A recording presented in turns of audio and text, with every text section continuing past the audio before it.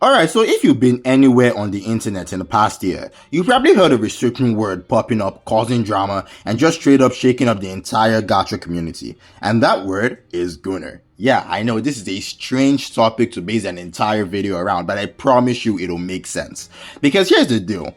This one little word has been tied to two major gacha games, and the way it's affected both the games and the community is actually kind of wild. So today we're gonna break it all down. What does Gooner even mean? Why did it cause so much chaos? And what does it say about the entire gacha scene as a whole? And hey, if you're vibing with the content, or if you like these kinds of discussions, deep dives, or just me ranting about gacha games, go ahead and drop a like, subscribe, and hit the bell so you don't miss out on any of my future videos.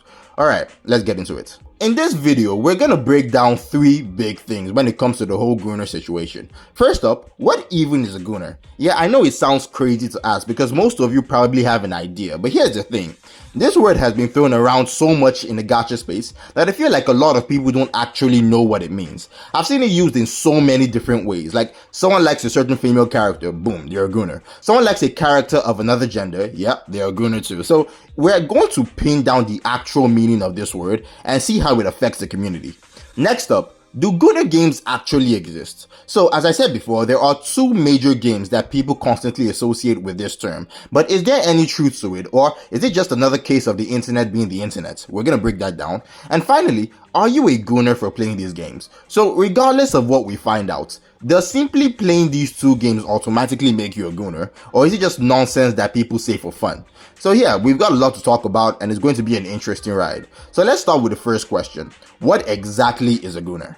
Well, according to the Urban Dictionary, the actual definition of a Gooner is someone who is completely and miserably addicted to pornography, but still embraces and loves it. So yeah, this is pretty extreme. And if we're being real, this is not a word that should just be thrown around casually or slapped onto random people or even games. But hey, this is the internet that we're talking about.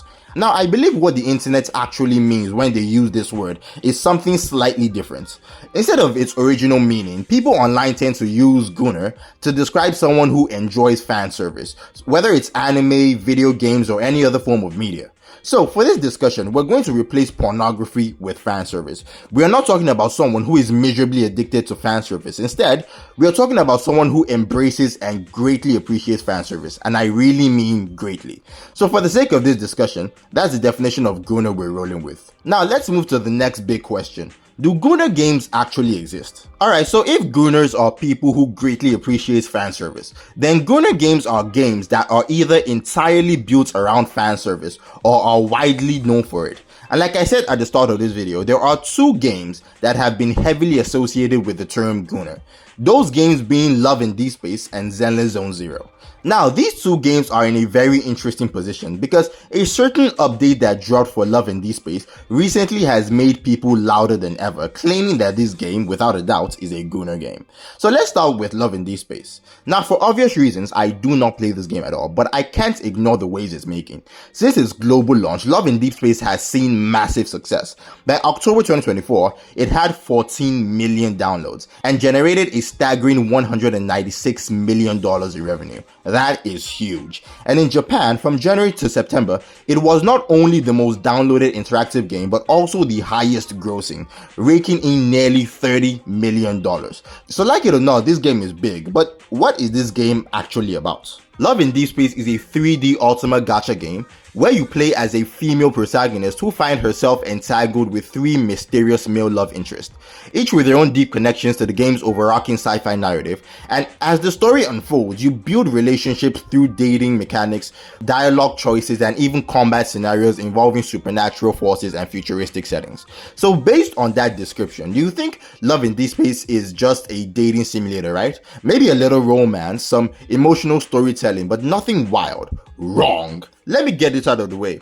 Love in Deepspace is absolutely a Gooner game. Okay, so let me give you a little behind the scenes in this. When I was working on this video, I happened to be staying with my grandparents, and silly, naive, innocent me thought, What could possibly go wrong researching this game in front of my folks? I mean, at worst, it's just a dating sim, right? Yeah, that was a big mistake. I pulled up a particular trailer for this game, and let me tell you, when I hit certain parts, you would have thought I was trying to shatter my own system with how fast I slammed it.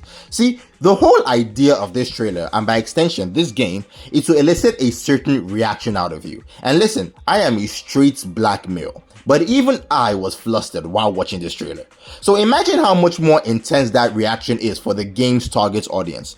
Regardless of who you are or what you identify as, this game is designed to get a reaction out of you. At the very least, it is a game that is semi-primarily built around eliciting that reaction. That's why I want to make something really clear.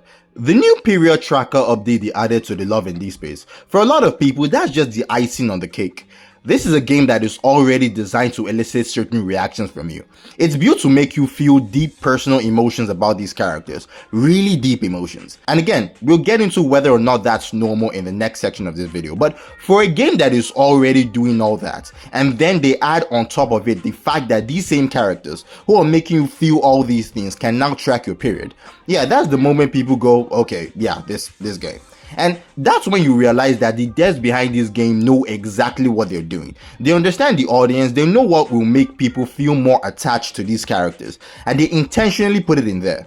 And you know another game that's also a Gooner game? Zenless Zone Zero.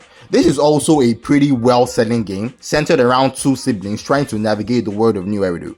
Now, unlike Love in Deepspace, I've played more than enough of Zenless Zone Zero to tell you this is absolutely a Gooner game too.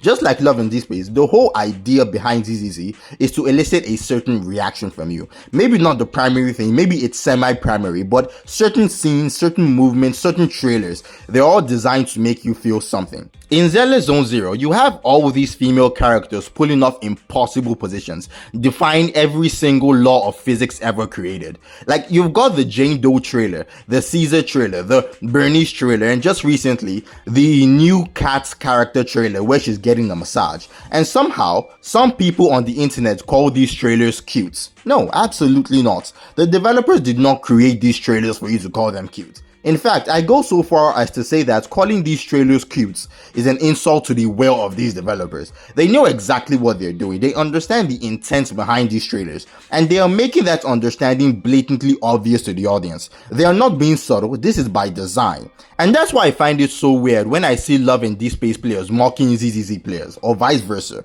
Like, y'all are the same. There is no difference between the two of you. Both of these games are crafted to elicit a specific reaction, and the devs of both know exactly what they're doing. Now, this brings us to the next question. Now that we've established that Love in Deepspace and Zenless Zone Zero are without a doubt Gooner games, are you a Gooner for playing them? Well, yes and no, or rather, I'd say it doesn't really matter. See, these games, beyond the fan service, they actually have genuinely interesting stories with genuinely interesting characters set in genuinely interesting worlds. Like, there is only so much fan service can do. I've always believed that when it comes to video games, yeah, fan service can make a game popular, but at some points, it's not enough. If there's no story, no character to care about, no engaging gameplay, then the fan service alone won't carry it. And I'll tell you right now, both ZZZ and Love in Deepspace absolutely have all these things. So no, just because you play these games, it doesn't mean you're in it for the fan service. I play Zenless Zone Zero quite frequently myself, and yeah, sure, I do enjoy the fan service from time to time, but what keeps me playing? The story, the fights, the absolutely brilliant combat. There is just so much more to these games than just the fan service, and the same thing can be said for Love in Deepspace.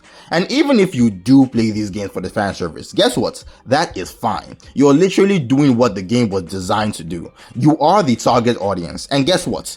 Games need a target audience. Somebody has to spend the money on them, right?